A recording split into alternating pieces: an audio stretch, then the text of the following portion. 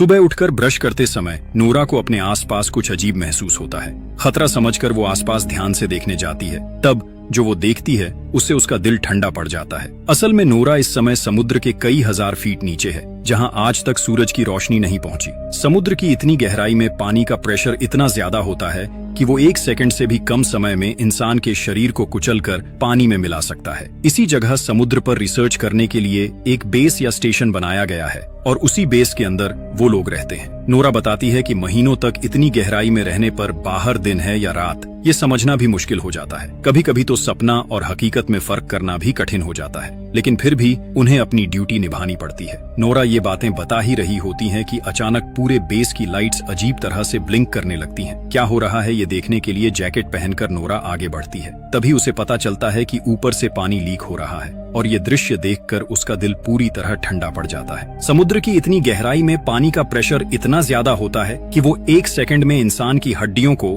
Powder की तरह कुचल सकता है। लेकिन नोरा इसके बारे में ज्यादा सोच भी नहीं पाती कि अचानक बेस की दीवार टूट जाती है और अंदर पानी घुसने लगता है। अपनी जान बचाने के लिए नोरा पूरी ताकत से दूसरे कॉरिडोर की तरफ दौड़ने लगती है और सो रहे दूसरे क्रू मेंबर्स को जगाने की कोशिश करती है। ऐसा खौफनाक मंजर देखकर वहां मौजूद सभी लोग चिल्लाते हुए नोरा के पीछे दौड़ने लगते हैं। काफी कोशिश के बाद वो लोग एक दूसरे रूम तक पहुंच जाते हैं, लेकिन उस रूम के डोर का सिस्टम फेल हो चुका होता है, इसलिए वो किसी भी तरह लॉक नहीं हो रहा था। समय बर्बाद किए बिना नोरा जल्दी से अपने हाथों से उस डोर के सिक्योरिटी सिस्टम को ठीक करने लगती है। तभी वो देखती है कि कई क्रू मेंबर्स पानी से लड़ते हुए अपनी जान बचाने के लिए उनकी तरफ दौड़ रहे हैं। नोरा चिल्लाकर उन्हें और तेज दौड़ने के लिए कहती है, लेकिन डोर तक पहुंचने से पहले ही समुद्र का पानी उन्हें पूरी तरह निगल लेता है। ये भयानक दृश्य देखकर उनमें से एक नोरा से कहता है कि जल्दी से डोर बंद कर दो, वरना सब मर जाएंगे। आखिरकार नोरा फिर से बटन दबा देती है और आखिरी पल में जोरदार आवाज के साथ गेट बंद हो जाता है। कुछ ही सेकंड में सब कुछ फिर से अजीब तरह से शांत हो जाता है। थोड़ी देर बाद उनका एक साथी रोड्रिगो कहता है कि शायद कोई बड़ा भूकंप आया होगा, वरना ऐसा होना मुश्किल है। इसके बाद वो लोग कंट्रोल रूम से संपर्क करने की कोशिश करते हैं,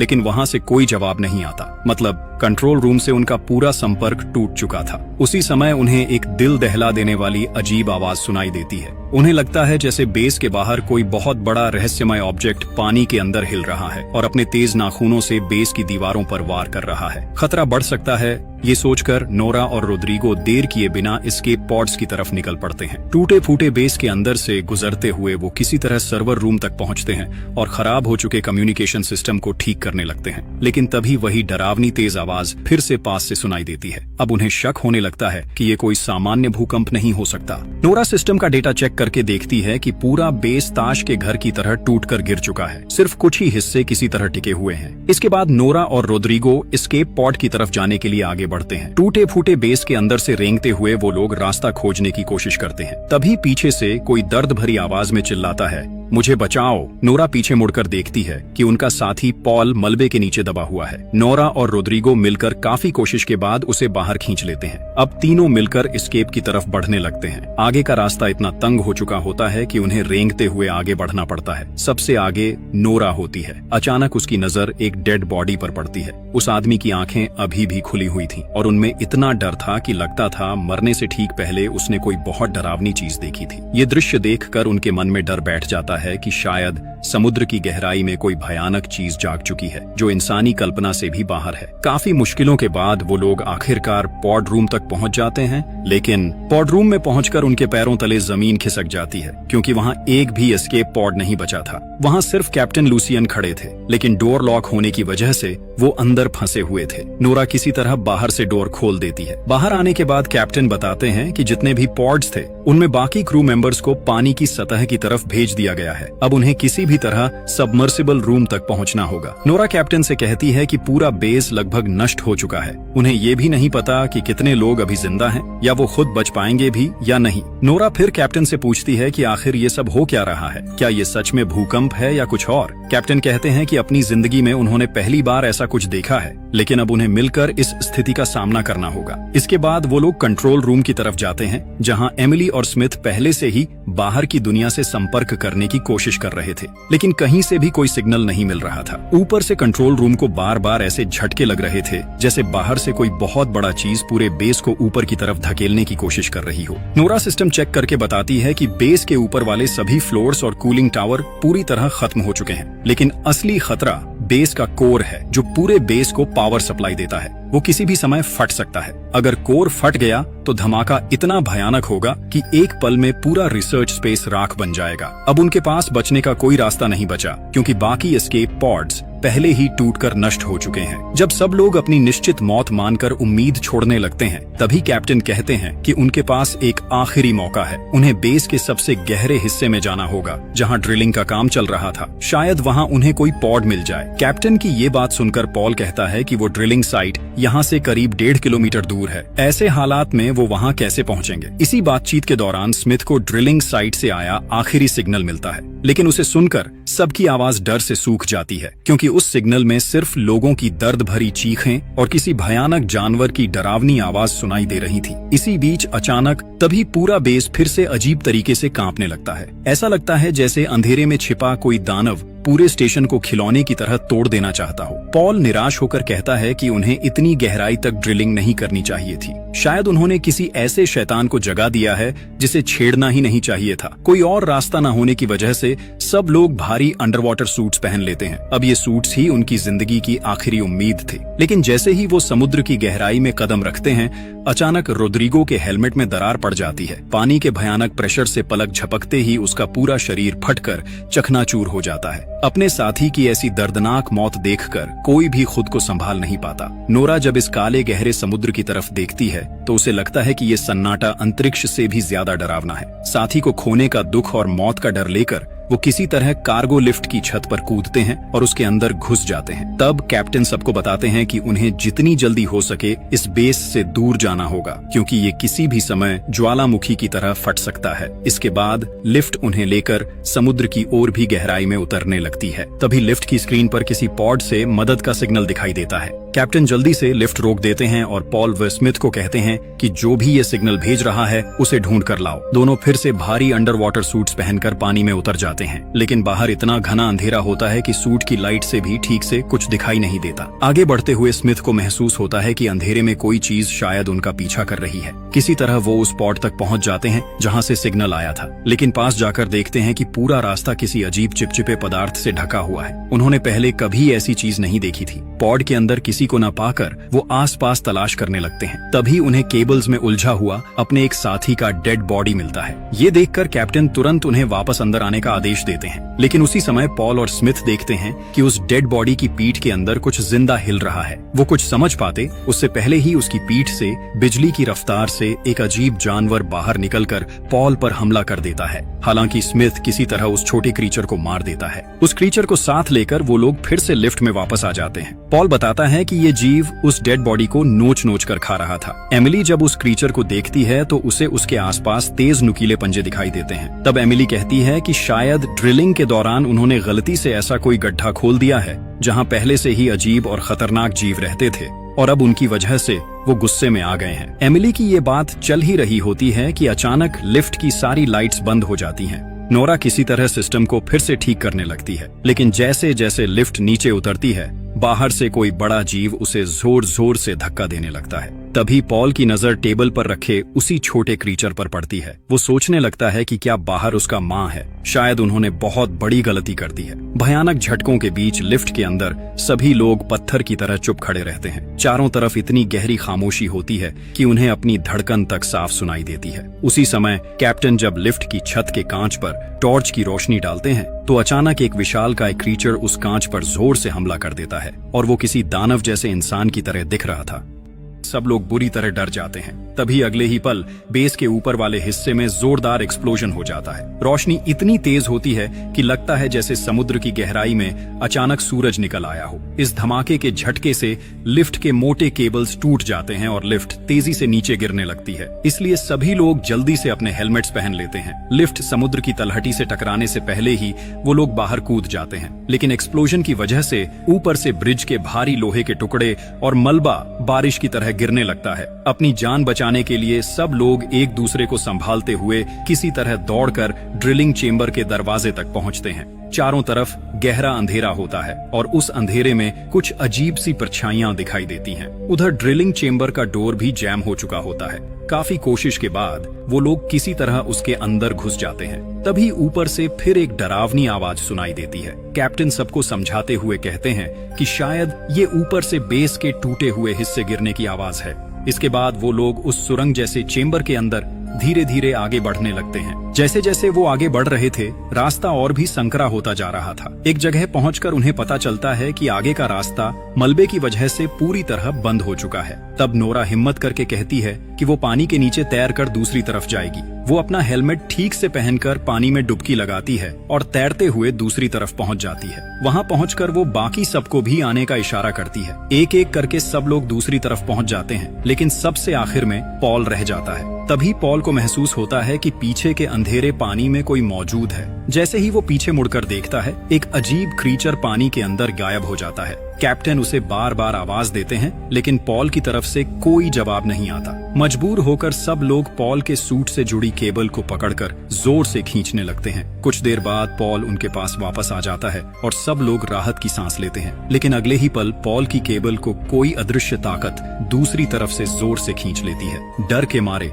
पॉल चिल्लाने लगता है। बाकी सब लोग घबराकर केबल काटने की कोशिश करते हैं, लेकिन तब तक बहुत देर हो चुकी होती है। पलक झपकते ही पॉल के शरीर का एक हिस्सा उससे अलग हो जाता है। अचानक पॉल के हेलमेट में खून भरने लगता है और वहीं उसकी दर्दनाक मौत हो जाती है। ये देखकर बाकी सब डर और दहशत में अपनी जान बचाने के लिए वहां से भागने लगते हैं। कुछ देर बाद कैप्टन फिर से रेडियो के जरिए ऊपर की दुनिया से संपर्क करने की कोशिश करते हैं, लेकिन वहां से कोई जवाब नहीं आता। पॉल की मौत के बाद सब लोग पूरी तरह टूट चुके होते हैं। एक एक करके उनके साथी किसी अदृश्य ताकत के हाथों मारे जा रहे थे। तभी वो लोग एक कंट्रोल रूम में खड़े होते हैं, जहां से बाहर का डरावना नजारा साफ दिखाई देता है। उनके बेस स्टेशन की ड्रिलिंग मशीन इतनी बुरी तरह मुड़ी तुड़ी पड़ी होती है जैसे किसी ने उसे खिलौने की तरह तोड़ दिया हो। स्मिथ हैरान होकर कहता है कि 6000 टन वजन की ड्रिलिंग मशीन का इस तरह नष्ट होना क्या सच में संभव है? एमिली कांपते हुए कहती है कि ये सब उनकी गलती है। उन्होंने समुद्र की गहराई को छेड़ा है और अब समुद्र उनसे बदला ले रहा है। शायद उन्हें यहाँ आना ही नहीं चाहिए था।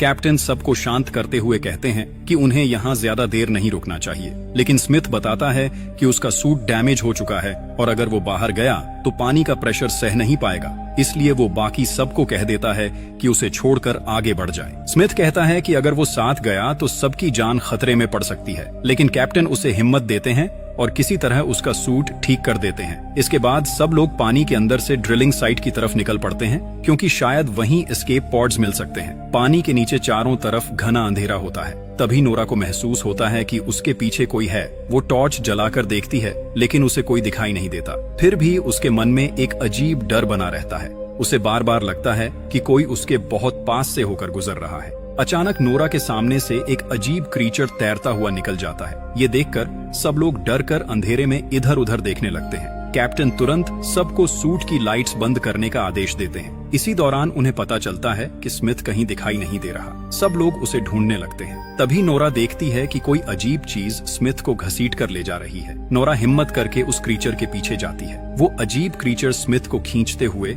एक संकरी गुफा के अंदर ले जाता है। कैप्टन बिना एक पल गंवाए उसी गुफा के अंदर घुस जाते हैं। काफी अंदर जाने के बाद कैप्टन को स्मिथ मिल जाता है। किस्मत से स्मिथ अभी जिंदा होता है। कैप्टन उसे खींचकर बाहर ले आते हैं, लेकिन थोड़ी देर बाद कैप्टन को याद आता है कि स्मिथ की गन गुफा के अंदर ही रह गई है। इसलिए वो फिर से गुफा के अंदर जाकर गन निकालने लगते हैं, लेकिन जैसे ही वो वापस लौटने लगते हैं, गुफा की गहराई से एक भयानक मॉन्स्टर अचानक निकलकर कैप्टन को पकड़ लेता है और ऊपर की तरफ खींचने लगता है। कैप्टन के सूट की केबल में फंसने की वजह से नोरा भी उसके साथ ऊपर की तरफ खींचने लगती है। पानी के अंदर संघर्ष करते हुए कैप्टन और वो अजीब क्रीचर एक बड़े प्लेटफॉर्म पर जा टकराते हैं। प्लेटफॉर्म के किनारे कैप्टन को लटका हुआ देखकर नोरा उसे बचाने की कोशिश करती है। तभी वो भयानक क्रीचर फिर से उनके सामने आ जाता है। वो इतना विशाल होता है कि लगता है जैसे वो इस दुनिया का ही जीव नहीं है। वो अपना विशाल मुंह खोलकर नोरा के हेलमेट को निगलने की कोशिश करता है। उसी समय कैप्टन अपनी नाइफ निकालकर उस मॉन्स्टर पर वार करते हैं। दर्द से तड़पकर वो क्रीचर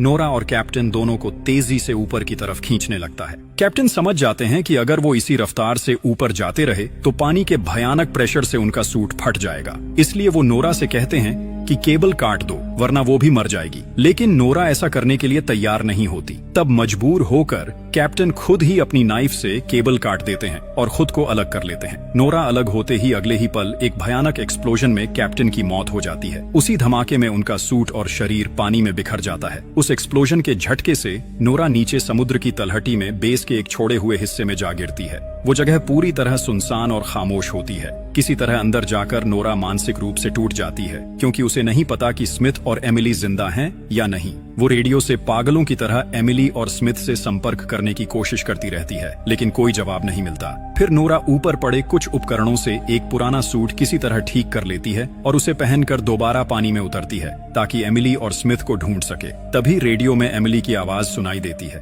उसी समय नोरा दूर अंधेरे में एमिली के सूट की लाइट चमकती हुई देख लेती है। काफी मुश्किल से वहां पहुंचने पर नोरा देखती है कि एमिली स्मिथ को घसीटते हुए आगे ले जा रही है, क्योंकि स्मिथ बहुत बुरी तरह घायल हो चुका था। नोरा एमिली को शांत करती है और दोनों मिलकर स्मिथ को खींचते हुए उस गहरे अंधेरे की तरफ बढ़ने लगते हैं। चारों तरफ माहौल बहुत डरावना होता है। हर पल ऐसा लगता है जैसे कोई भयानक परछाई छिपकर उन्हें देख रही हो। कई साथियों को खोने के बाद आखिरकार वो लोग ड्रिलिंग साइट तक पहुंच जाते हैं, लेकिन वहां पहुंचकर खुश होने की बजाय वो और ज्यादा घबरा जाते हैं, क्योंकि ड्रिलिंग साइट के मेन गेट तक पहुंचने के लिए बीच में एक पुल जैसा रास्ता पार करना पड़ता है और उस पूरे पुल पर हजारों खतरनाक क्रीचर्स गहरी नींद में पड़े हुए होते हैं। अगर उन्हें मेन गेट तक पहुंचना है तो इन्हीं क्रीचर्स के बिल्कुल पास से गुजरना पड़ेगा, और अगर उनमें से एक भी जाग गया तो पल भर में हजारों जानवर उन्हें फाड़ कर खा सकते हैं। कोई और रास्ता न होने की वजह से वो धीरे धीरे आगे बढ़ने लगते हैं, लेकिन बदकिस्मती से एक क्रीचर अचानक जाग जाता है और नोरा पर हमला कर देता है।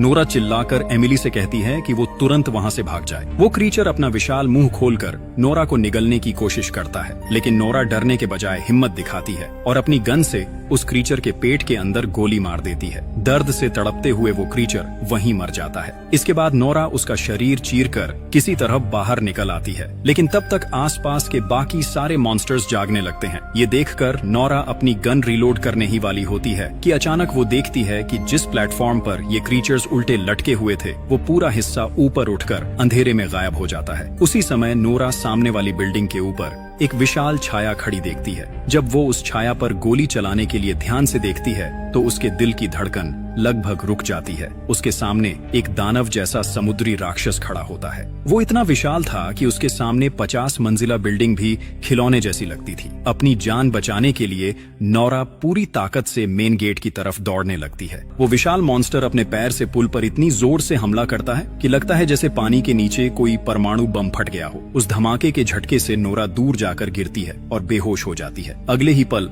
एमिली नोरा को खींचते हुए मेन गेट के अंदर ले आती है और जल्दी से दरवाजा बंद कर देती है। स्मिथ, नोरा और एमिली किसी तरह अंदर आ तो जाते हैं, लेकिन खतरा अभी खत्म नहीं हुआ था। वो विशाल मॉन्स्टर पूरे ड्रिलिंग साइट बिल्डिंग को जमीन से उखाड़ने की कोशिश करने लगता है। किसी तरह वो लोग आगे बढ़ते हुए पॉड रूम तक पहुंच जाते हैं। वहाँ कुल 3 पॉड्स होते हैं। नोरा जल्दी से चेक करती है और पता चलता है कि उनमें से सिर्फ 2 ही ठीक से काम कर रहे हैं। इसलिए बिना समय गंवाए नोरा और एमिली पहले स्मिथ को एक वर्किंग पॉड में बैठाकर ऊपर की तरफ भेज देते हैं। इसके बाद नोरा एमिली से कहती है कि वो दूसरे पॉड में बैठ जाए, लेकिन एमिली समझ जाती है कि बाकी बचा पॉड खराब है, इसलिए वो नोरा को अकेला छोड़कर जाने के लिए तैयार नहीं होती। तब नोरा उसे समझाते हुए कहती है कि स्मिथ के साथ उसका पूरा भविष्य है, इसलिए उसे जाना ही होगा। एमिली रोते हुए कहती है कि नोरा को जरूर वापस आना होगा, वो उसका इंतजार करेगी। ये कहकर नोरा एमिली का पॉड लॉन्च कर देती है। अब पूरे बेस में सिर्फ नोरा ही अकेली बची होती है। उसी समय पॉड रूम की कांच की दीवारों पर